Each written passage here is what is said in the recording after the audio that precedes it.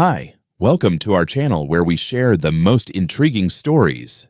At 4 a.m., deep in the desert, I woke to a sound that didn't belong, metal scraping rock, a generator coughing to life. When I grabbed my rifle and stepped outside, I found strangers trenching through my land. No warning, no permission, just lies, silence, and a fight they never saw coming.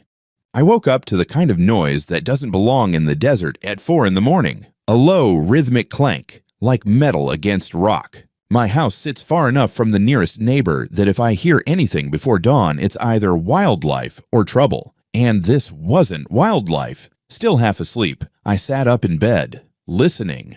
There it was again. Thud, scrape, then the unmistakable cough of a generator kicking in. I grabbed the flashlight from my nightstand, threw on jeans and boots, and unlocked the gun cabinet by the door. My .30-06 Winchester, legal and clean, went over my shoulder. I didn't plan on shooting anyone, but I wasn't walking blind into whatever this was. The noise was coming from the edge of my southern boundary, about 200 feet past the wellhead. That's when I saw the light. 2 construction-grade lamps lighting up a raw trench dug right through my property. Fresh-cut earth, 2 feet wide and deep, slicing diagonally across the brush like a scar. And in the trench, big black plastic piping.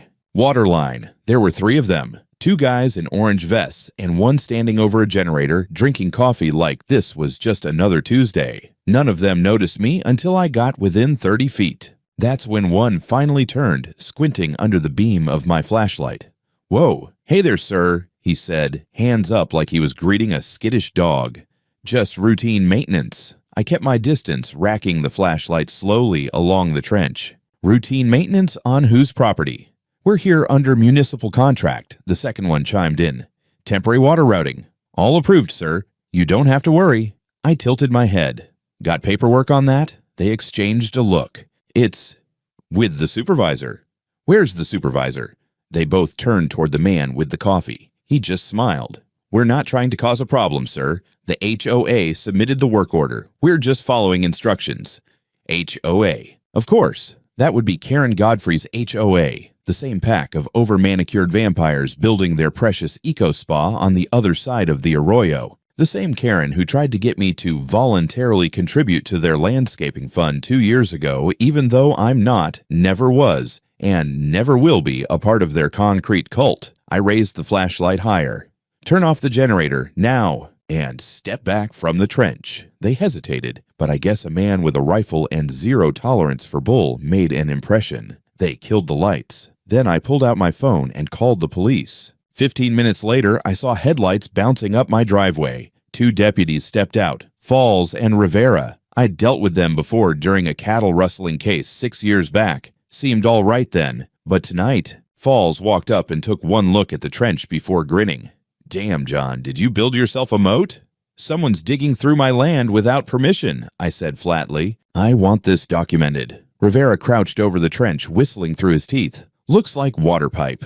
That's real municipal grade stuff. It's trespassing. I want to file a report. Ask for permits." Falls chuckled, slapping Rivera on the shoulder. "Relax. Karen told us this might happen. HOA had to reroute some stuff temporarily. You know how these projects go." My stomach tightened. "You spoke with Karen?" "Sure," Falls said like it was nothing. "She cleared it with the city, I'm sure. You know how tight she is with the county board." "Then show me the permit. Show me anything that says these men should be digging across 10 acres of private, registered, fenced land." "Come on, John," Falls said with a grin. "Don't take it so personal. It's just a pipe." I stared at them. "Do your damn job and document it. Or are you here to laugh with your friend?" Falls' smile slipped. "If you've got an issue, file a complaint with the county. That's not our call tonight." Rivera gave a half-apologetic shrug. "We're not getting in the middle of a zoning squabble, man. Not at 4 a.m. I watched them drive off, tail lights disappearing down the gravel road, while the so-called contractors stood awkwardly next to their equipment, unsure whether to finish or flee. Back inside, I sat at the kitchen table with the rifle still across my lap, a mug of black coffee untouched in front of me, and my phone playing back every word I just recorded on voice memo. I wasn't just angry, I was awake. And now it was personal. 2 nights later, the sound came back. It was subtler this time. No generator, just shovels and quiet voices trying hard not to carry in the night air, but I was already half-dressed before I reached the front door. My boots hit the porch like gunshots. This time, I didn't bother with questions. I grabbed the Winchester, flipped on the porch floodlight, and stepped into the yard like I owned the land, which, last I checked, I still did.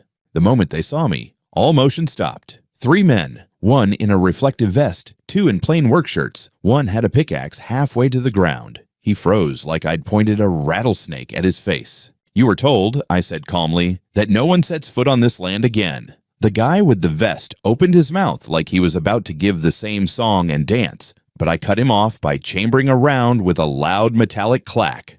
No aiming. No threats, just a fact. "Leave. Now."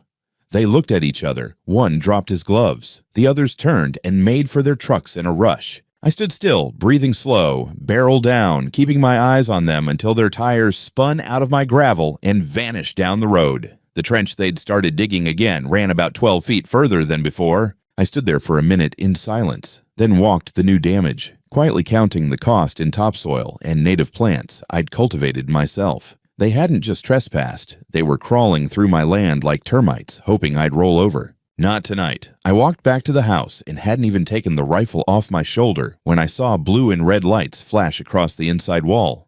They didn't knock. Falls stepped out of the driver's side like he'd just finished a burger, not responding to a potential weapons call. Rivera followed, slower, not looking me in the eye. I didn't invite them in. I stood on my porch with the rifle in plain sight. "Well, well," Falls drawled, "you really want to be the guy firing warning shots over a pipe?" "I didn't fire at anyone. I fired up." He pointed at me. "You understand how bad this looks?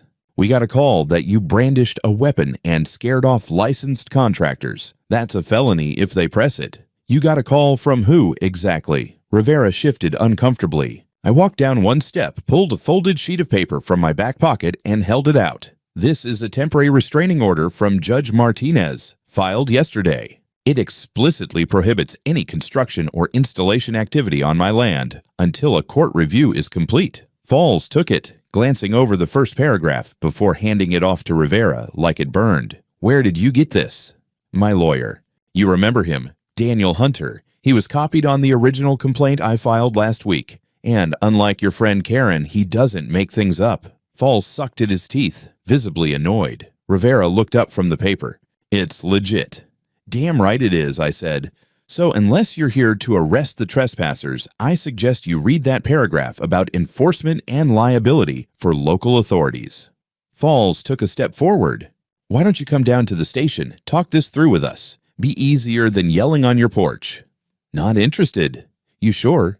"Positive. You're not coming in, and I'm not going anywhere." We stared at each other for a beat too long. His jaw twitched, but he didn't move. Rivera finally stepped back and muttered, "Let's go, Paul." Falls lingered for another second. "You're really pushing this, John." I nodded slowly. "I'm counting on it." They turned and walked back to the cruiser. I waited until the taillights vanished before stepping inside and locking the door behind me. I set the rifle down, turned on my recorder, and narrated every detail of the encounter. Voices, quotes, movements, everything. Because whatever this was, it was no longer just about some pipe, and the ones digging weren't the only ones getting buried. The next morning started quiet. Too quiet, if you ask me. I made coffee, sat on the porch with my notebook and my audio recorder, and reviewed every line from the night before. I didn't trust memory anymore, not when people with badges laughed in your face while others tunneled under your land like rats.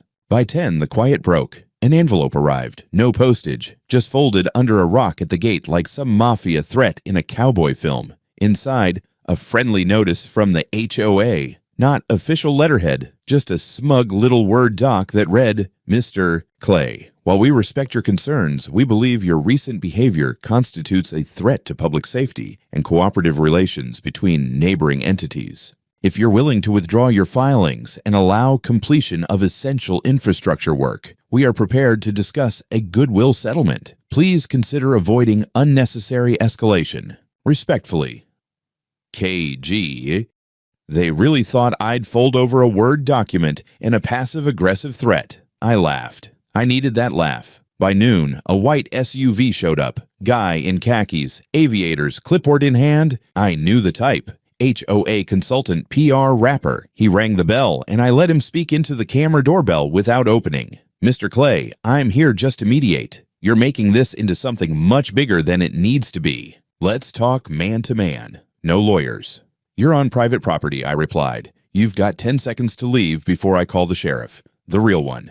He left without argument. I documented it all. By evening, the phone calls started. Blocked numbers. Soft voices. One was Karen herself. I let it go to voicemail. She sounded different now, less arrogant, more pleading, talking about the future of the neighborhood and coexistence. I forwarded every voicemail to my lawyer. Then I put the phone on airplane mode. It wasn't until just after midnight that I heard the tapping. Not on a window, on the side of the house. I grabbed the recorder, flipped on the side light, and stepped outside with my flashlight. There was no one visible, but next to the generator shed, I found a fresh marker stake in the ground, neon pink, with a code printed on it, like utility markers, and a tag reading easement line. They were testing me. Again. I recorded everything. I dug the stake out with a trowel, bagged it for evidence, and sat back in my office, documenting every detail with GPS and timestamp. At 3 a.m., I emailed the package to both my lawyer and our private investigator, a retired detective named Henry Lott, who Daniel had brought on board after we learned just how deep Karen's ties went. Lott had already warned me. Karen wasn't just corrupt. She was reckless, and she was panicking now. By morning, I had a reply. Lott had dug deeper into the paper trail. Not only was the easement fake, it had been notarized by someone already under investigation for fraud. Better yet, the same notary had handled 3 other transactions for the HOA in the past year. A pattern was forming. Daniel called me at 8 sharp. "You've done everything right so far," he said. "Now, let me and Henry handle the rest. But I'll say this, don't talk to anyone alone. Don't open that gate for anyone. You're making people nervous, and nervous people do stupid things." He wasn't wrong, but they weren't the only ones who could do calculated things. 2 days passed with nothing but desert wind and silence, and that silence was louder than any noise. I didn't trust it. Not after the stake, the calls, the fake notice. Something was brewing, and sure enough, I didn't have to wait long. It started just before dawn. I was making coffee when I heard a low rumble. Not thunder, not coyotes. A diesel engine. I stepped onto the porch and spotted headlights crawling up the dirt access lane, the unpaved stretch by the southeast edge of my land. Not a public road, certainly not an approved construction route. 2 trucks. Flatbeds with utility tanks and digging gear, same unmarked gear as before. I grabbed my rifle. I didn't aim it. I didn't wave it around like some lunatic. I just stood there, with it slung over my shoulder, and walked out calmly as the first crew member hopped off the cab. He froze. I could see the hesitation in his eyes as he looked at me, then at the private property, no access signs, then at the rifle. I spoke first. Calm. Cold. "You're trespassing. Turn around and leave. Right now." The second guy, younger, maybe mid-20s, stepped down, held up some clipboard like it meant something.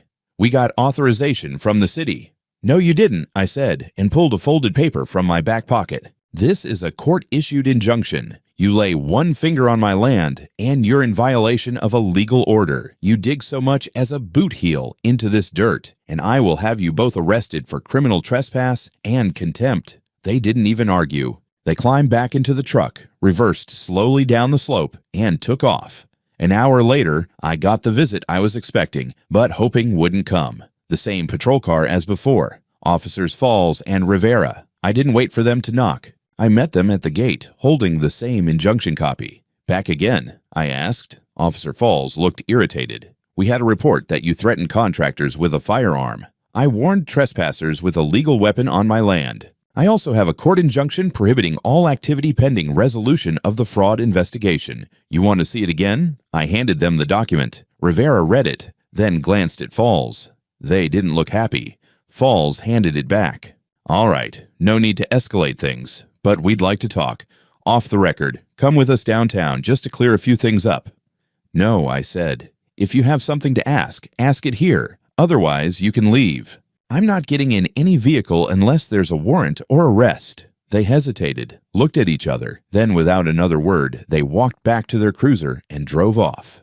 I stood in the driveway another full minute before I let the breath out of my chest. I walked back inside, locked the door, checked the windows, then made 3 backup copies of every recording, every file, every document I had. 1 went to my lawyer, 1 went to Henry, 1 I sealed in a fireproof box under the floorboards. That evening, a letter appeared in my mailbox, this time properly stamped and mailed. Return address, HOA office. Inside, a printed apology from the HOA's legal committee, complete with vague language about misunderstandings and cooperative community engagement, and a request to meet privately to resolve the issue amicably. I didn't reply, but I did record myself reading it aloud, time-stamped, logged, and filed, because if there was one thing I'd learned, it was this. When snakes change tone, they're not growing kinder, they're just circling tighter. By the time the HOA's amicable letter arrived, I knew things were only going to get uglier. They'd tried to sneak in construction, they'd tried charm, they'd tried intimidation through friendly cops, all in 5 days. That wasn't patience. That was desperation. And desperate people made mistakes. Next came the threats. It started with phone calls, first anonymous, then just masked numbers that rang twice and stopped. Then came the voicemails. Garbled voices telling me I should drop the whole thing, that everyone makes mistakes, and that no one wants to see a lonely old man get buried in court fees. I recorded them all. I logged dates, times, and transferred every recording to a secure drive. Then I forwarded them to my attorney, Danielle Reese, a tough-as-nails land rights lawyer with a permanent scowl and a memory like a steel trap.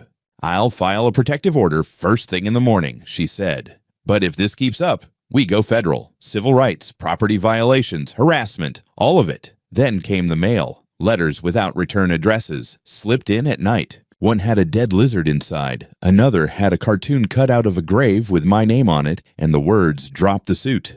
They were getting sloppy. I wore gloves when handling each one, sealed them in plastic bags, and cataloged them in a box labeled HOA's Greatest Hits. But the real hit came on Friday afternoon. I was walking the eastern fence line when I noticed new dirt movement, small piles near the creek bed. That creek wasn't active, but it did cross the southern edge of my land. I crouched down and brushed some loose sand aside. Fresh cuts in the soil. Shovel marks. They were trying to work again. Quietly.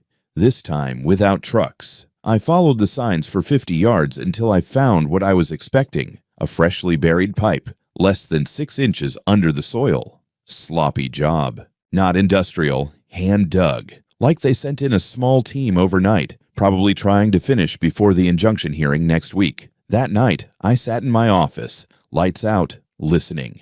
At 1:14 a.m., I heard movement, gravel crunch, voices in the dark. I didn't grab the rifle this time. I grabbed my recorder, hit the red button, and stepped out into the night. 3 silhouettes stood by the edge of the trench, whispering. 2 wore reflective vests. 1 had a backpack. I didn't say a word, just stood in the moonlight, arms crossed. They saw me, froze, then bolted, one of them stumbling, dropping the backpack. They vanished into the brush.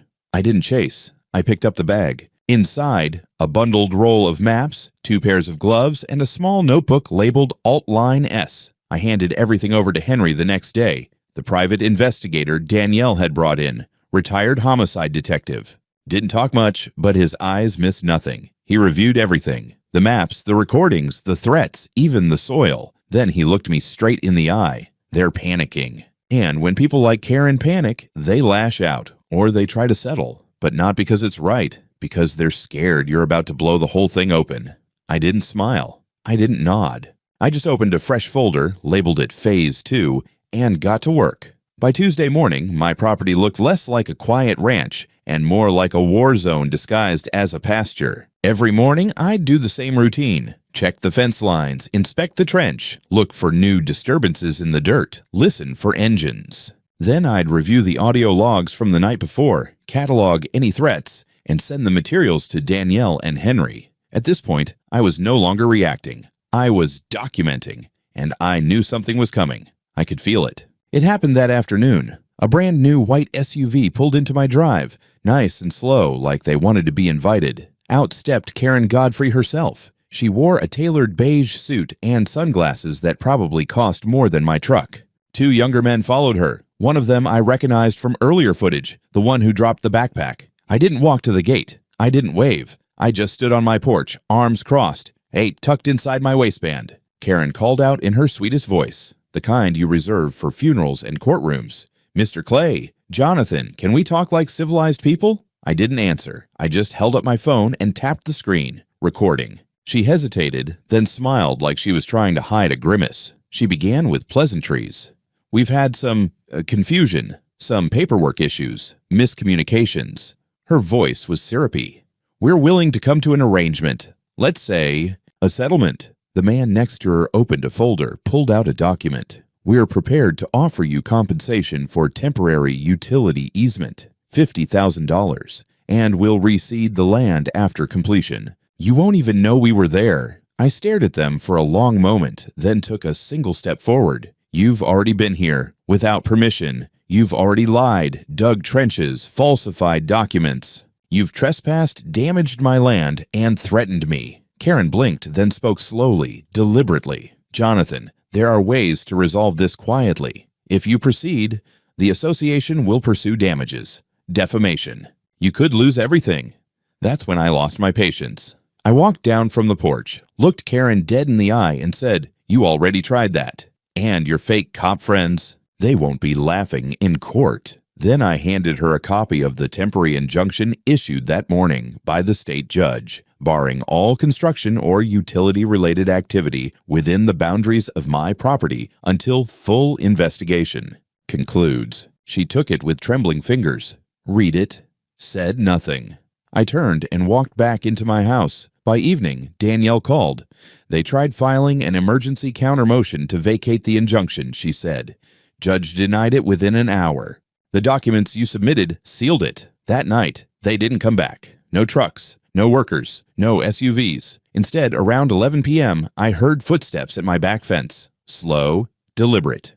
When I stepped out with the recorder in hand, the voice that came through the dark was unmistakably Karen's. Think carefully, Jonathan. No one cares about a stubborn old man in the desert. You want to be left alone? Then drop the suit. Or you'll get isolation, just not the kind you enjoy. She left before I could say a word, just like a ghost, one that didn't understand it was already doomed. The morning after Karen's late-night threat, I didn't sleep in. I woke before sunrise, brewed a pot of sludge-thick coffee, and waited on the porch with my phone set to record. My nerves buzzed like live wires. Not from fear, no, that had burned out days ago, but from the calm, deliberate tension of a man preparing for siege. At 8:17 a.m., it began. A letter-sized envelope was slid under my gate by a man in a courier uniform. He didn't say a word, just got back in a black SUV with no plates and left. Inside was a typed letter. You have 72 hours to withdraw all legal filings and cease obstruction of HOA infrastructure efforts, or further action will be taken. This is your final warning. No logo, no name, just bold text and a signature line left blank. I scanned it, emailed it to Danielle and Henry, then forwarded a copy to the DA's office. No reply came immediately, but I wasn't expecting one. That afternoon, I noticed my mailbox had been smashed in. Not dented, obliterated, bent steel and splintered post. Next to it, someone had left a pile of broken PVC pipes and what looked like animal entrails. Charming. At sunset, a drone buzzed over my roof. Not mine.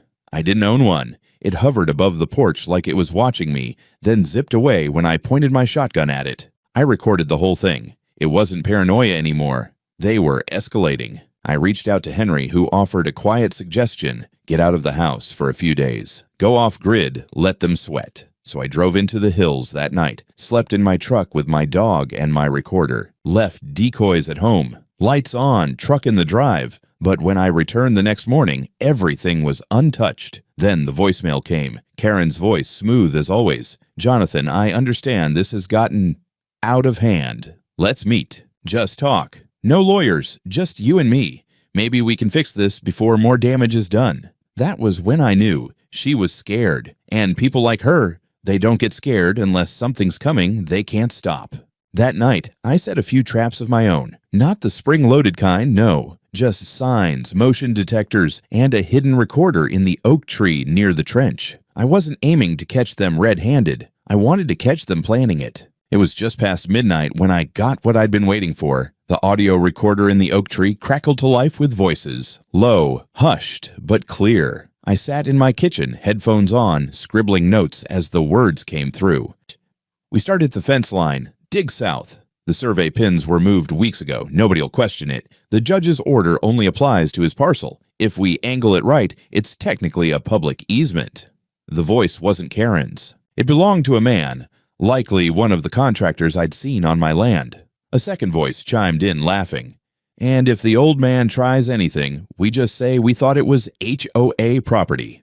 Let him sue. What's he gonna do? Spend another 50 grand? I sat back in my chair, pulse steady, cold rage blooming in my gut. They weren't just lying. They were strategizing, coordinating an illegal incursion under the guise of ignorance, and they were ready to violate a judge's injunction just to finish their pipeline. I emailed the audio to Danielle and Henry before sunrise. By noon, the sky over my ranch rumbled again. A full-sized backhoe pulled up along the eastern fence line, not the trench they'd dug before, but a new area close to the property boundary. 3 workers got out, didn't bother hiding. They were in HOA vests again, hard hats, orange cones. One began measuring. Another started marking spots with spray paint. I stepped outside slowly, recorder clipped to my shirt, rifle over my shoulder. "You know there's a court order, right?" I called. One of them shrugged.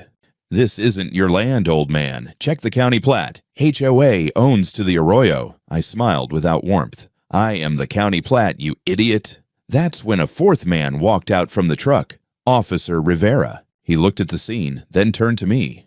"Jonathan, we had a complaint. They said you threatened workers again." "Number I told them to leave," I said flatly. "And I have the recording." "You want to hear it?" He didn't answer. Instead, he asked if I'd be willing to step inside for a conversation. I laughed once, short, bitter. "I'm not going anywhere. You're trespassing. You're violating a state injunction. And you know what that means, Rivera. You want to play stupid, go ahead. But I'm not moving." He paused, looked around. Maybe he realized how many people were watching. 2 neighbors stood by the fence with phones in hand. Maybe he saw the writing on the wall. He said nothing else. Just nodded, told the crew to pack up, and left. By evening, Henry called. The DA's office finally pulled phone records. Karen's been in contact with both officers multiple times during work hours. Unofficial channels. They're opening an ethics investigation. Then he added something that caught my breath. "And, Jonathan, turns out one of the contractors on her site is a disbarred civil engineer from Arizona, suspended for falsifying permits. He's been using a different name." I let that sit for a second. Then I grabbed my notebook. It was time to put this fire under public light. The next morning, I was already sitting in front of the county courthouse, a manila folder on my lap, when the local reporter arrived. Her name was Ellen Drew, mid-30s, sharp, and hungry for something that wasn't another school board debate. I handed her the audio files, photos, the fake servitude agreement, and the court order. Her eyebrows kept rising higher with each page. This is a full-on conspiracy," she muttered. "You've got forged documents, illegal construction, police misconduct, a contaminated water supply, and threats. Don't forget those," I added. "Anonymous letters, property damage, intimidation. And now they're trying to reroute the trench by faking property lines." Within 48 hours, the story hit the front page of the local paper and went viral on the regional news sites. Retired engineer exposes HOA's secret pipeline scheme. Officials under scrutiny. I was suddenly flooded with messages. Former HOA members reached out anonymously, sharing that Karen had been planning the Eco Center for over a year, pushing it as a legacy project. Turns out, her husband sat on the board of a green energy investment firm. If the pipeline went through, they'd stand to make 7 figures in state grants and water rights deals. Danielle, my lawyer, submitted a formal request to the Attorney General's office to revoke the HOA's nonprofit status on grounds of organized fraud.